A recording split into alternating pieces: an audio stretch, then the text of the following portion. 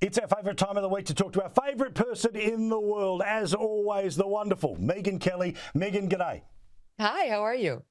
Well, good, but I've got to say, our country's a little on knife edge tonight because, you know, I'm pro-Trump, you know I've got the hat, you know I know why he won and why that was a great thing last year, but Liberation Day is a little bit different on this side of the ocean compared to how it's going to be played out in the White House. What is your sense of how average Americans react to the president and all of these tariffs, which are going to make countries like ours send maybe a little less your way?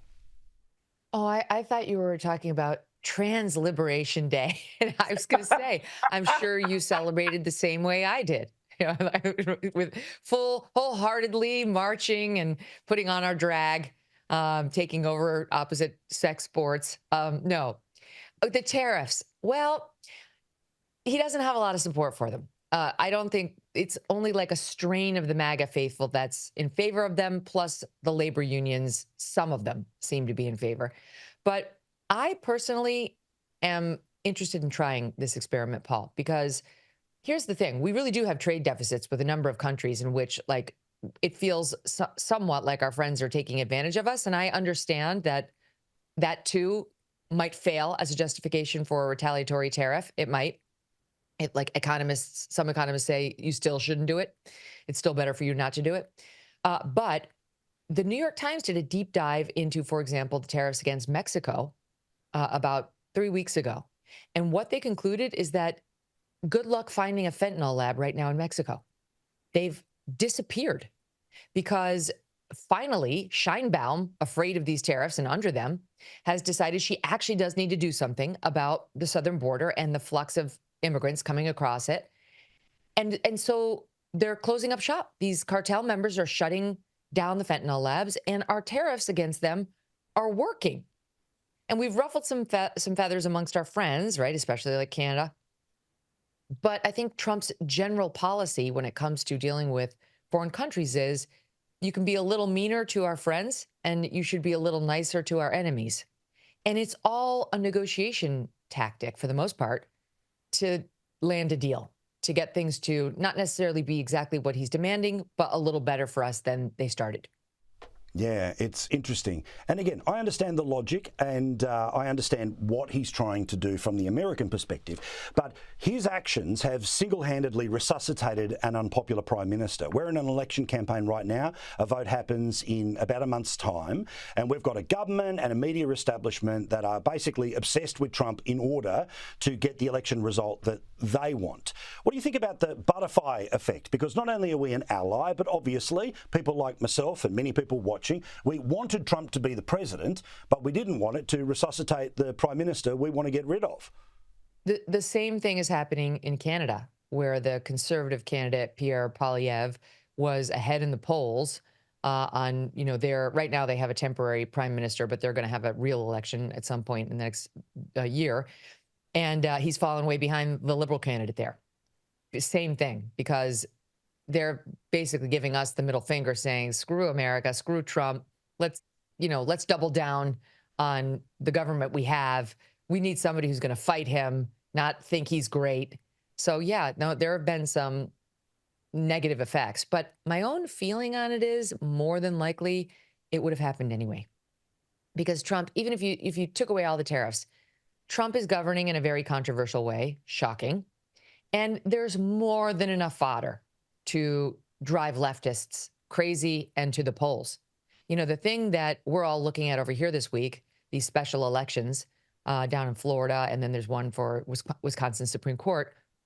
The reason they're tighter than they should be is not tariffs. Of course, that's not the issue driving Americans, although many do care because they're going to get hurt too. It's Doge. It's Elon Musk. He's been the poster boy in every single one of those elections because the Democrats and the media, their media allies, have done their level best to make him absolutely toxic. And they've done a really good job of it. So I just think if it weren't these tariffs, and they're very useful, and they are actually very impactful, so it's a real thing, you know, unlike a lot of their made-up nonsense that they can run on, they would have found something. And, you know, I realize Australia is not the U.S. Congress, but it always happens that when we elect a president, as soon as the midterms hit, we tend to elect the opposite party's Party into power because we like divided government. We like to put restraints on. We think we fell in love, but then we realize he's not as hot as we thought he was. And, you know, the last boyfriend might have been better. I don't think anybody's going to be thinking that about Trump, but you know what I'm saying? And so there's a little buyer's regret, or at least a little desire to put the harness on. And I kind of think in a way that's happening with our allies right now, and with like voters abroad who are also a little ticked off at some of Trump's overreach and might be saying, you know what, I'm just going to dance a little longer with the one that brung me. Fair point. Now let's get back to the other version of Liberation Day. What was it? The Trans Liberation Day. How did you celebrate? Yeah, it's a real thing for leftist governors and trans people. I spent it by retweeting all of the leftist governors who were celebrating it and calling attention to the ratio they were getting on their tweets. Like the absolute pile on. It was a thing of beauty. They were just getting crushed. Kathy Hochul in New York, Ned Lamont in Connecticut. He's like, nobody wants to do this anymore. Stop it. This is how you lost. You're so dumb. Be prepared to lose more. No one wants to celebrate trans anything. Okay. It's a very small group. That's how we'd like to keep it. If they want to, you know, have a little party and celebrate what they've done to mutilate their bodies, that's their business. But none of the rest of us want in on this weirdness anymore. And until the Democrats get that, they can do all they want to try to recruit young men. That was a big story in our news last week. Ned Lamont, speaking of Connecticut, that's my new, adopted home state. He's a Democrat who realized the Democrat Party's now in shambles and that they've lost men. They've lost especially young men. So he, the Maryland governor, Wes Moore, who's reportedly on the short list for Democratic nominee next time around, and one other came out and said, all right. Oh, it was Gretchen Whitmer, also reportedly on the short list, Michigan governor, female Dem. We're focusing on young men. We're going to recruit back young men into the Democrat Party. And Wes Moore unveiled a platform that looks like it's designed to help inner city men, which, okay, but that's actually not it. That's not the target. Gretchen Whitmer and Ned Lamont said they want to help more young men become teachers. Well, okay. I mean, I'm sure it'd be nice for boys to have more male teachers in their, K-5 education years. But this is, again, you're off target. This isn't your problem. Your problem is Trans Visibility Day. Start eliminating that. Start returning white men to the syllabi that are used in K-12 and college educations. Stop teaching young boys that they're born with original sin that can never be erased. Let's try all of that. And then we'll talk about your recruiting efforts. But until you give up the Trans Visibility Day, the needle will not move for you. Not at all. And they can do all the little podcasts pretending that they're triangulating and reaching out to normal people. But we know what they really care about, which is just the same old government, the same old media screwing over the same people every time. And they're starting to swear now. I mean, it's so ridiculous, Paul. They're starting to drop F-bombs here and there. And as you know, I love a good F-bomb, but it only works if it is sincere and authentic, people. You cannot drop a manufactured F-bomb and expect to bond with anybody. Correct. And if you can't use it as both an adjective and a noun and an adverb, well, then you're just somebody who's trying to swear for swearing effect. No, you need to be able to use all the words, all the bombs in all the right ways. Now, you did an excellent interview with the New York Times. Now, this, of course, is the definition of old school media who hate what we stand for and certainly what you do. I loved that you pushed right back against some of their garbage, and I loved that they were sort of a little bit confused by who you are right now. I love that you gave it to them right between the eyes, but it wasn't an unpleasant watch. It was fascinating to me, Paul, because first of all, walking into the New York Times building was amazing, right? It's like, oh my, I'm really going into the belly of the beast here. Every head in there was like, whoa, is that who I think it is? Right? Because like they're not used to seeing me there either. But look, they treated me well. The bottom line was they just don't get it. They don't understand new media. They only understand corporate media and these old rules, these anachronistic rules by which we all did once play, but which they blew up.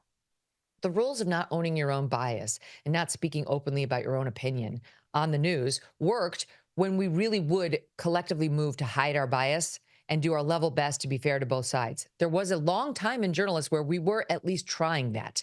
Maybe not succeeding. You can't tell me in the year 2000 we were perfect at it, but we were a hell of a lot better at it than we are now, 25 years later. They changed the rules. They were the ones who decided to openly lean into their bias, to write only positive articles about Democrats and only negative ones about Republicans. The only time they criticize a Democrat in power is when he or she's no longer become useful to them and they need to get out of the way for someone they consider more useful on their team. So it's a completely dishonest setup. And then they go out there and try to tell us that they're objective and that somebody like, yours truly is not. See, I can't cover Trump fairly anymore because I said I'm voting for him and I want other people to vote for him too. So therefore, I'm no longer independent and my audience can't trust me to report unfavorably on him when he deserves it. And I laughed because it's like, no, you don't understand. That only gives me more credibility with my audience. And not because they need to hear me say I like Trump, because they want to hear where I really stand, whether they like it or not. Those are the rules in this lane. And you people at the New York Times who won't say who you're voting for aren't fooling anyone. So what you have is a dishonest relationship. It's like a husband who's cheating on you and he comes home every night and he says, I'm not cheating on you. I absolutely love you, honey. We have a wonderful marriage. But you know he's cheating on you. You have a crappy relationship. And the fact that no one's declared it doesn't make it not so. That's the New York Times and its readers, and with me and my audience, it's open. I tell them everything. And if they want to leave me because I'm not cheating, but I'm, dating Orange Man, then they can leave me. Right. But so the ones who remain are there because they know it all and they still find me acceptable.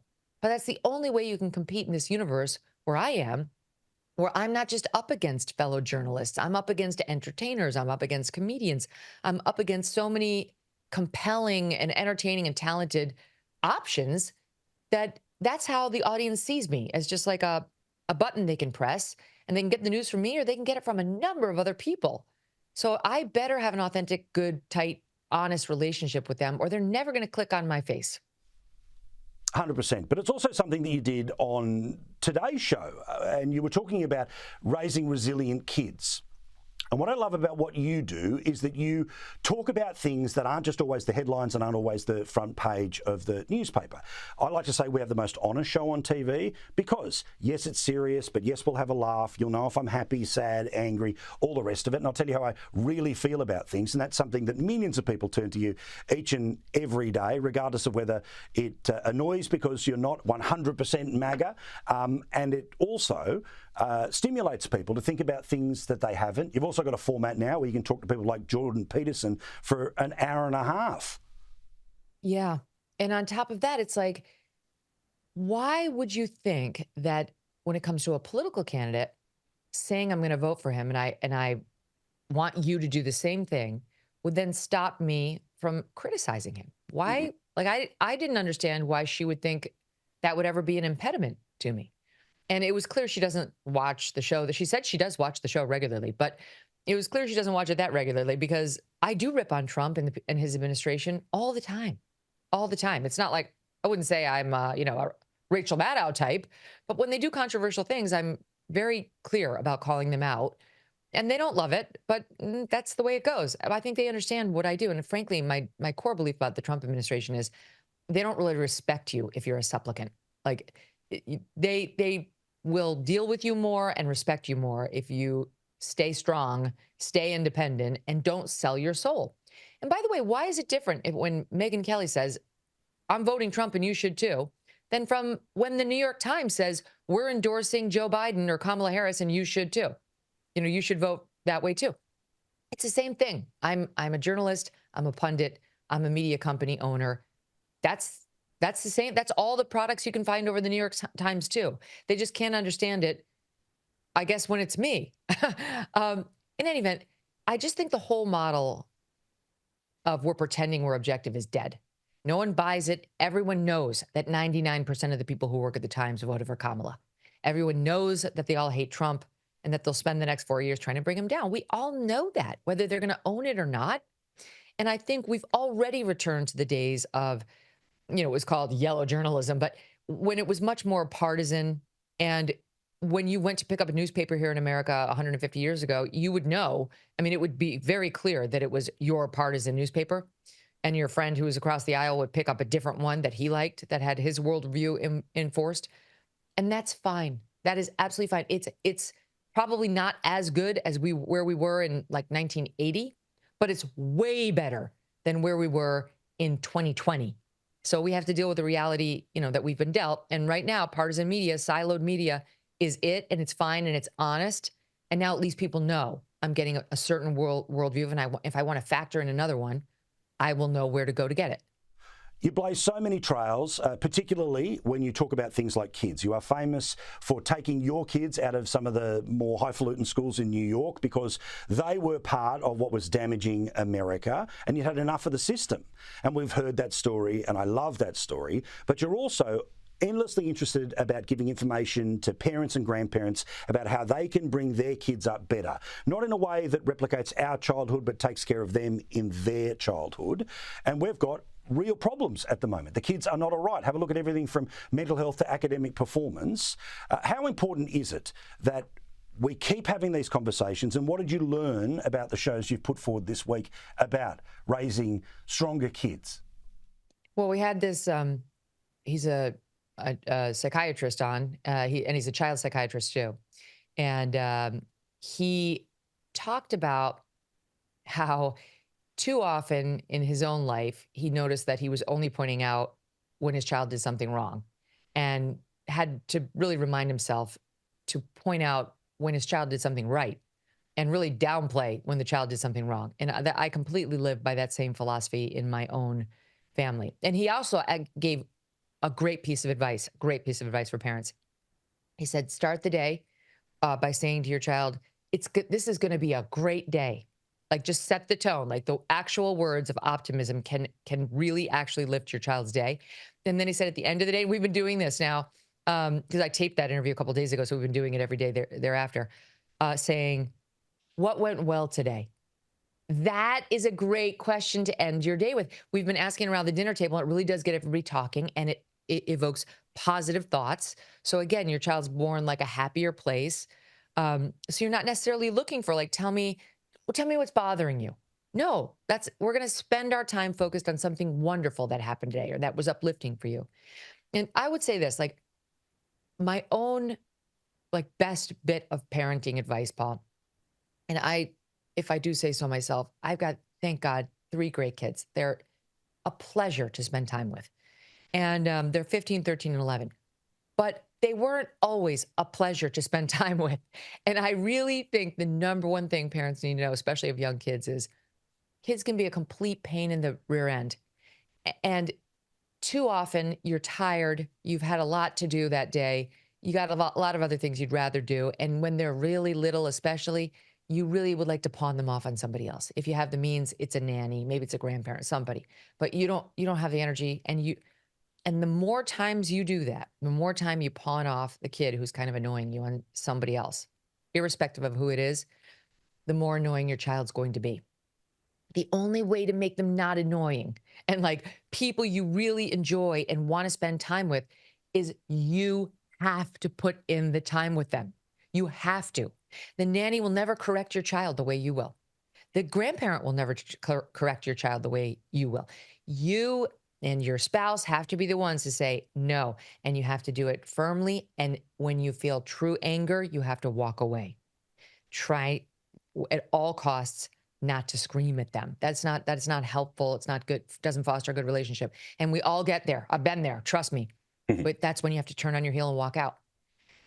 So you can be stern, you can set rules, you can set limits, but you need to be the in-control CEO. And so if your anger is bubbling over, you turn and walk out and then come back when you're more calm.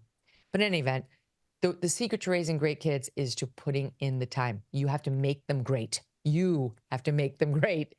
And if you just do that, like, more often than not when they're little, I would say by the time mine were like 5, 7, and 9, we were already on like the free lane. It was great. They were already so great. And they've remained great. And I really see the difference because I think they know, they're really clear on what the limits are. And it dovetails with what Dr. Amen said, like, recognize the good, point it out, praise it, look for opportunities to reinforce the good behavior. And the less attention spent on the bad stuff, the better. I completely agree. So good to hear and such a great way to end our conversation. I absolutely love having a chat to you each and every week. You are our favourite part of every week. Thank you, Megyn. We love you. Love you too, Paul. Thanks for having me.